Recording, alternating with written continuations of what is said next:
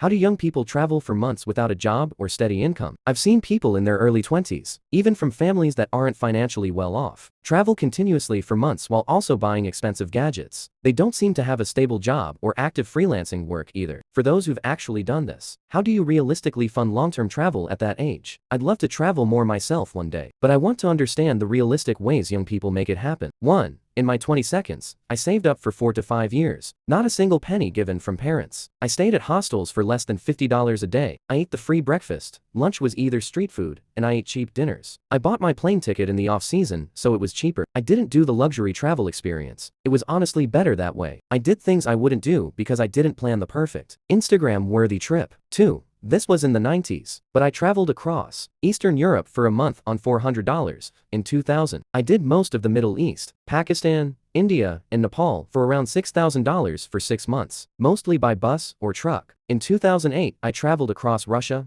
Mongolia, China for 3 months on about $4,000 I had saved up, mostly by the Trans-Siberian Railway and then buses, sleeping in the cheapest hostels, eating the cheapest meals, but most of all, picking cheap countries and modes of transport is the secret to success. That and actually saving enough money before you go. 3. I have worked and saved, then quit the job and traveled for months. When I was studying, I didn't need loans for studies, so I took a small, low-interest student loan for travel. I live in Europe, so studies were free, and also, you get some grant for living cost, and it is not rare to take a student loan for travel in my country. Several of my friends did it, as you get more easily long breaks during studies. We also have many weeks-long vacation times, and you can take some unpaid leave combined of that. Some might take a sabbatical year for that. The key is to have reasonably low living costs. I don't have huge home. I don't have a car. I don't like shopping, and I don't have expensive hobbies outside of travel. I just prioritize saving for travel and use all my vacation time and some unpaid vacation for that too. 4.